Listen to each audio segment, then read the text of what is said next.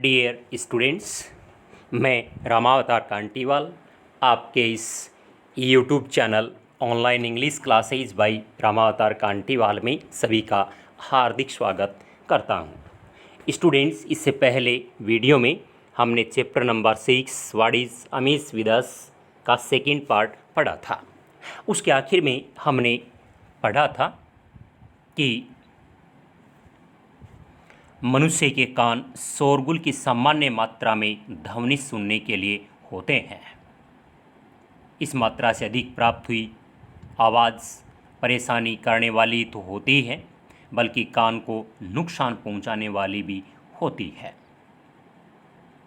हम में से बहुत ही कम लोग इसका ध्यान रखते हैं, चाहे टीवी प्रोग्राम हो, रेडियो का प्रसारण हो, टेप रिकॉर्डर अथवा अन्य किसी यंत्र का बजाना हो, यहाँ तक कि गप्पे लगाना अथवा साथियों के साथ साधारण बातचीत करना हो, ये तमाम बहुत ज़ोर की आवाज़ में सुने जाते हैं।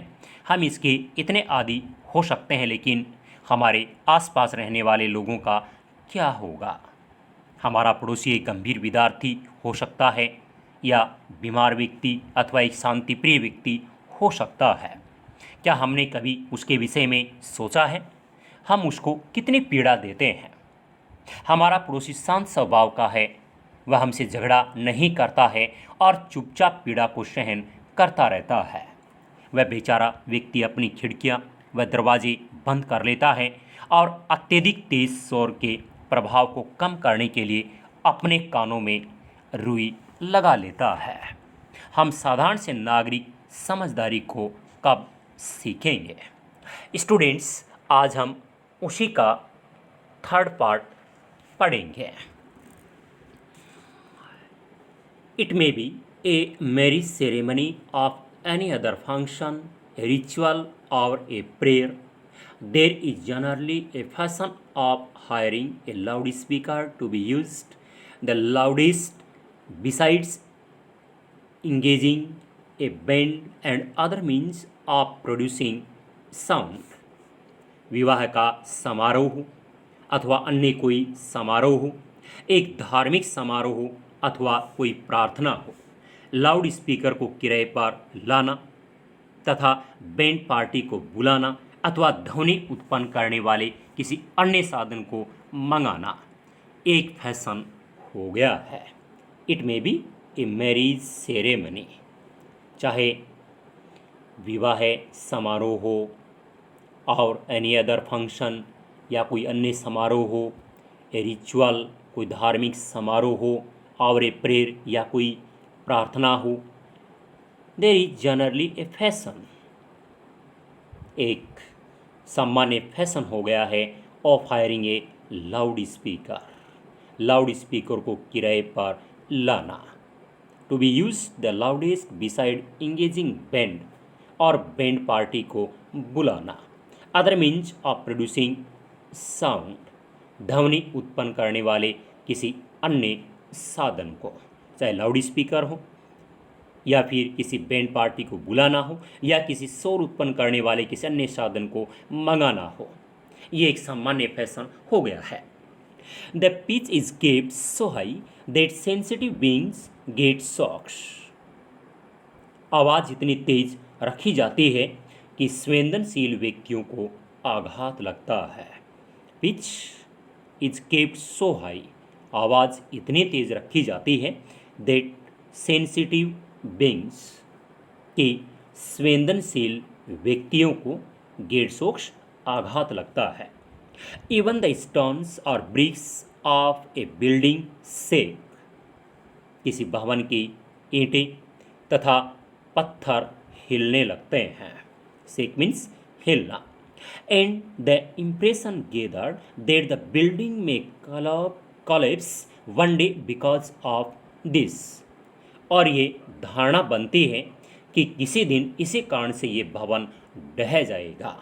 इम्प्रेशन गेदर, ये धारणा बनती है कि द बिल्डिंग, ये भवन में कोलैप्स ढह जाएगा वन डे, किसी दिन, बिकॉज ऑफ दिस, इस तेज आवाज़ के कारण। The vehicles especially the trucks make living unbearable. Even the drive blow the horn not only loudly but also incessantly, and they too often without any reason.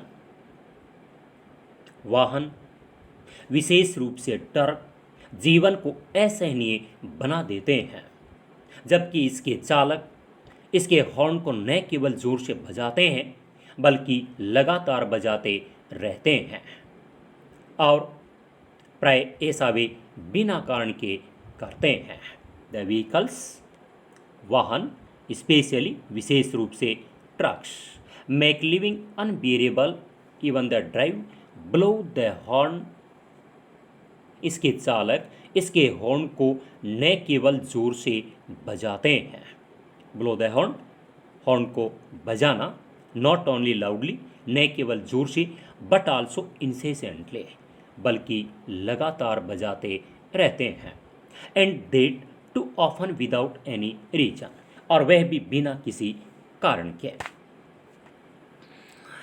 The noise caused because of the lack of civic sense, ध्वनि प्रदूषण नागरिक समझदारी की कमी के कारण, and careless social behaviour, और लापरवाही से किए गए सामाजिक आचरण के कारण उत्पन्न होता है।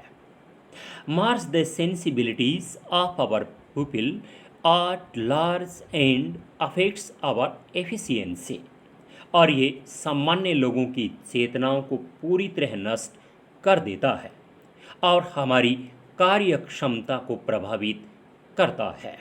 द नॉइज पोल्यूशन, ध्वनि प्रदूषण, caused because of the lake of civic sense, नागरिक समझदारी की कमी के कारण, सिविक सेंस नागरिक समझदारी, लेक मीन्स कमी, एंड केयरलेस सोशल बिहेवियर, और सामाजिक आचरण के कारण उत्पन्न होता है। मार्क्स वन होता है the sensibilities of people at large, और ये सामान्य लोगों की चेतनाओं को पूरी तरह नष्ट कर देता है।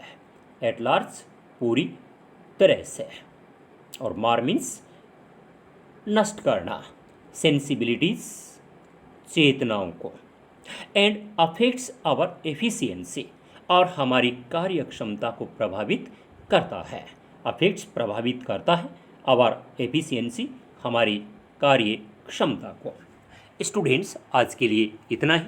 इसका रिमेनिंग पार्ट अगले वीडियो में दिया जाएगा। वीडियो को आखिर तक देखने के लिए सभी का बहुत बहुत धन्यवाद। Have a nice day.